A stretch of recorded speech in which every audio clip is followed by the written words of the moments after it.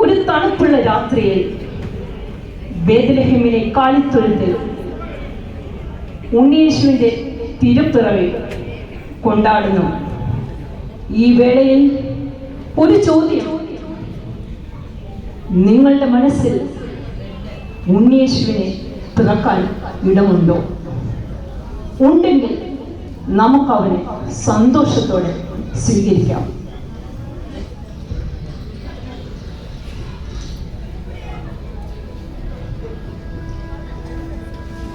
ദൈവം ഗബ്രിയേൽ ദൂതനെ നസ്രത്ത് എന്ന ഗലീല പട്ടണത്തിൽ യൗസേപ്പ് എന്ന പുരുഷന് വിവാഹം നിശ്ചയിച്ചിരുന്ന കന്യകയായ മറിയത്തിന്റെ അടുക്കിലേക്ക് അയച്ചു.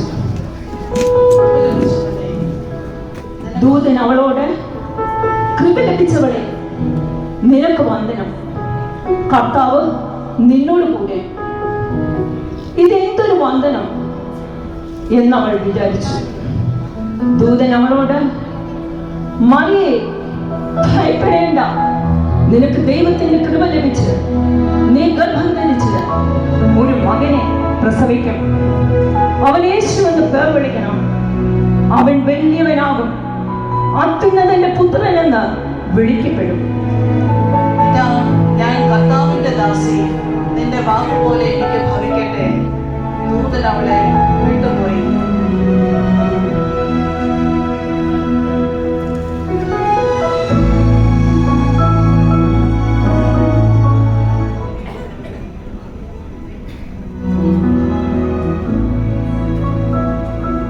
ആ കാലത്ത് ലോകമൊക്കെയും പേർവഴി ചാർത്തണം എന്ന് കൈസരുടെ ആജ്ഞയുണ്ടായി. എല്ലാവരും പേർ ചാർത്തേണ്ടതിന് താന്താന്റെ പട്ടണത്തിലേക്ക് യാത്രയായി.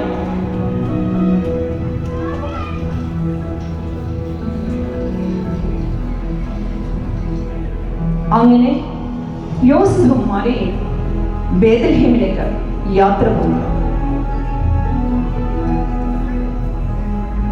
വയ്യ, ഒട്ടും വയ്യ, ആകെ ക്ഷീണിതയാണ്. ഇവിടെ ഒരു ഇടം കിട്ടിയിരുന്നെങ്കിൽ. ഈ കാണുന്നത് ഒരു സത്രമല്ലോ, നമുക്ക് ഒന്ന് അന്വേഷിക്കാം. ഞങ്ങൾ ആകെ ക്ഷീണിതരാണ്, ഇവൾ ഗർഭിണിയുമാണ്. ഞങ്ങൾക്ക് തങ്ങാൻ ഇവിടെ ഇടമുണ്ടോ?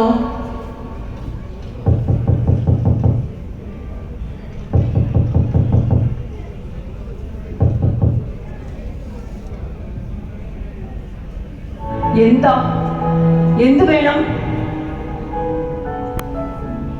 ഞങ്ങൾ ക്ഷീണിതരാണ്, ഞങ്ങൾക്ക് തങ്ങാൻ ഇവിടെ ഇടമുണ്ടോ? ഇടമോ? ഇവിടെ ഇടമൊന്നുമില്ല. നിങ്ങൾ കാണുന്നില്ലേ ഇവിടെ ആളുകൾ തിങ്ങിയിരിക്കുന്നത്?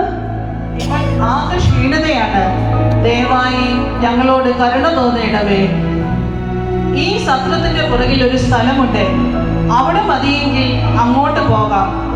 ധാരാളം, വളരെ നന്ദിയുണ്ട്. അങ്ങ് പോകുന്നു.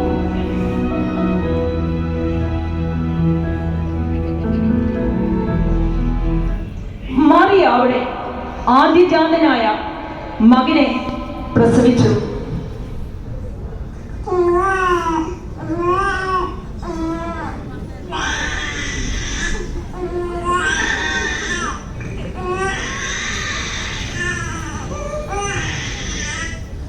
അന്ന് ആ പ്രദേശത്ത് ഇടയന്മാർ രാത്രിയിൽ ആട്ടിൻകൂട്ടത്തെ കാവൽ കാത്ത് വെളിയിൽ പാർത്തിരുന്നു. അപ്പോൾ കർത്താവിന്റെ ഒരു ദൂതൻ അവരുടെ അരികെ വന്നു. കർത്താവിന്റെ തേജസ് അവരെ ചുറ്റി നീങ്ങി. അവർ ഭയം പരവശരായി തീർന്നു. ദൂതൻ അവരോട്, ഭയപ്പെടേണ്ട, സർവജനത്തിനും ഉണ്ടാകുവാനുള്ളൊരു മഹാസന്തോഷം ഞാൻ നിങ്ങളോട് സുശേഷിക്കുന്നു. കർത്താവായ ക്രിസ്തു എന്ന രക്ഷിതാവ് ഇന്ന് ദാവീദിന്റെ പട്ടണത്തിൽ നിങ്ങൾക്കായി ജനിച്ചിരിക്കുന്നു. നിങ്ങൾക്കറിയാമോ, ശീലകളെ ചുറ്റി പശുത്തൊട്ടിയിൽ കിടക്കുന്ന ഒരു കുഞ്ഞിനെ നിങ്ങൾ കാണുമെന്ന് പറഞ്ഞു. പെട്ടെന്ന് സ്വർഗീയ സൈന്യത്തിന്റെ ഒരു സംഘം ദൂതനോട് ചേർന്ന് ദൈവത്തെ പുകഴ്ത്തി. അത്യുന്നതങ്ങളിൽ ദൈവത്തിന് മഹത്വം, ഭൂമിയിൽ ദൈവപ്രസാദമുള്ള മനുഷ്യർക്ക് സമാധാനം. ദൂതന്മാർ അവരെ വിട്ട് പോയ ശേഷം നാം ബേത്ലഹേമിൽ ചെന്ന് കർത്താവ് നമ്മോട് അറിയിച്ച ഈ സംഭവം കാണണം എന്ന് പറഞ്ഞു.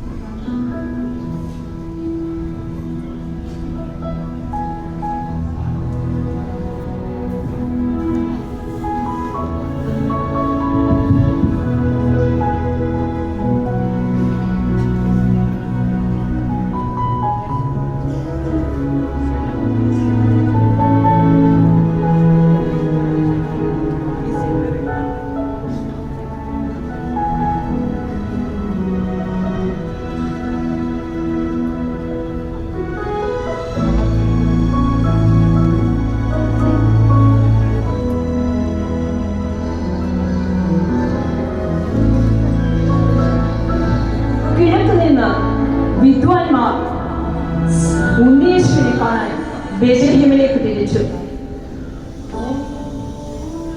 അവർ കിഴക്ക് കണ്ട നക്ഷത്രം ശിശുവിരിക്കുന്ന സ്ഥലത്തിനുമീതെ വന്നു നിൽക്കുവോളം അവർക്ക് മുമ്പായി പോയിക്കൊണ്ടിരുന്നു. നക്ഷത്രം കണ്ടതുകൊണ്ട് അവർ അത്യന്തം സന്തോഷിച്ചു.